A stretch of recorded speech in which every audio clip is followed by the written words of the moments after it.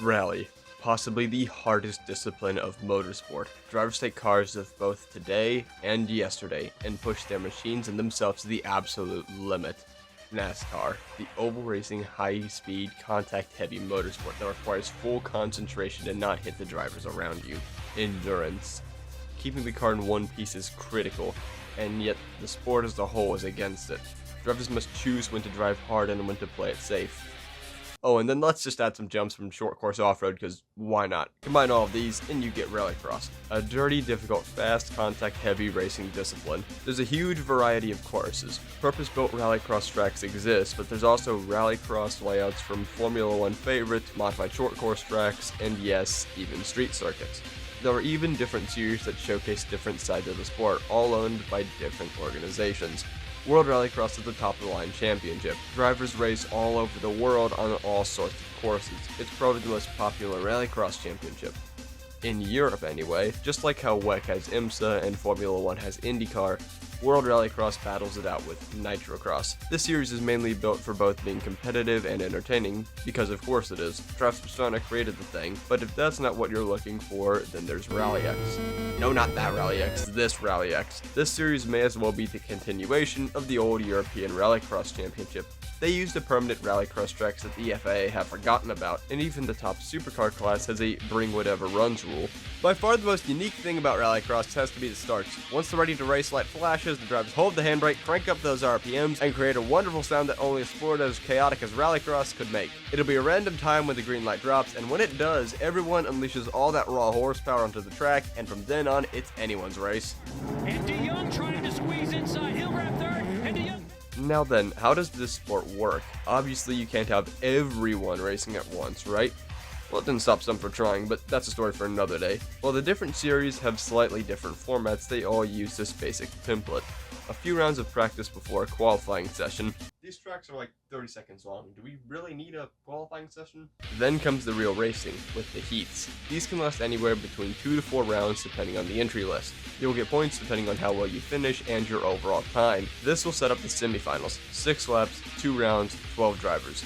Usually, top 3 to 5 drivers in both races will fight one last time in the final, where awards and points are handed out. In most Rallycross races, qualifying gives out very few points and gradually increases through the heats and semis, with the final giving out the most. This way drivers can't win by just winning the final. Championship points vary a lot depending on the series, but these are probably the only normal thing about this discipline.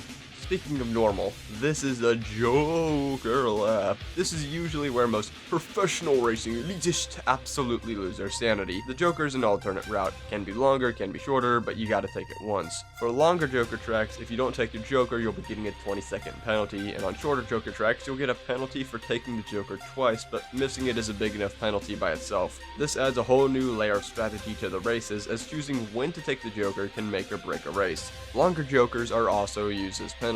Jumping start and dirty driving are usually sent through the Joker a second time. Short Joker tracks either have the penalty zone or just add an enormous time penalty. The merges are another monster entirely. These merges are where most of the crashes happen, as 2 speeding drivers normally don't give way or yield.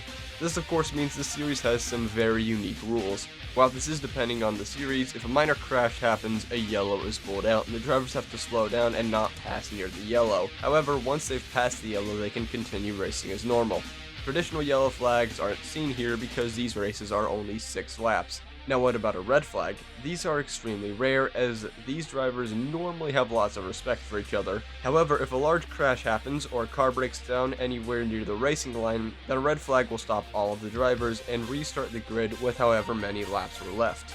Now because these races are so short, there are no pit stops. After every race, the teams will get an opportunity to fix the car and rebuild whatever snapped in half. Now the cars themselves play into the racing too. While Rally X is still running the Supercars, Nitrocross took an electric approach with the 1,000 horsepower oversized heavy SUVs. For most this was probably a turnoff, but hey, they haven't blown up yet. which is more than the FIA can say. The FIA World Rallycross Championship tried going electric, colossally failed at it, and their championship is now being led by a gas-powered Volkswagen. Anyways, you may have heard some of these drivers, or even watched Rallycross clip before. Some of the most popular drivers are Kevin Eriksson, Oliver Eriksson, Johan Kristoffersson, Timmy Hansen, Kevin Hansen, OC Vibey, Scott Speed, Tanner Faust, Petter Solberg, Matthias Ekström, Sebastian Loeb, Liam Dorn, Ollie Bennett, Travis Pastrana, Fraser McConnell, Ken Block, Leah Block, Brian Deegan, Andreas Backerud, and Robin Larson. No relation to Kyle Larson. While the drivers do compete in different series and classes, they jump series quite a bit. Most of them have battles with each other at least once, sometimes in national series that I haven't mentioned yet. While the three I've mentioned are the top of the line series, they aren't the only ones. Lots of national series exist, such as the French series, Latvian series, Kenya series, Italian series, Swedish series, and the original British series is still hanging around as well. There is a local American series, but the SCCA still can't comprehend Rallycross. These series all have their own top-end car classes, but almost every series has a light series. Most of these are the OMSE Supercar Light, better known as the RX2 cars. They look like Fiestas, drive like Minis, and weren't built with enormous jumps in mind. Thankfully, these cars will finally be getting a second generation this upcoming Nitrocross season. No, the RX2E doesn't count.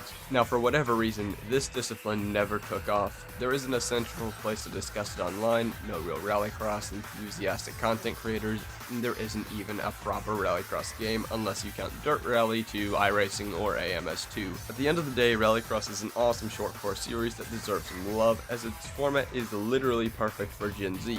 If you liked what you saw, then consider subscribing, not just to me, but to some of the series I've linked below. In the coming weeks, more Rallycross content will be released whenever it's finished, but in the meantime, thank you for watching, and have a nice day.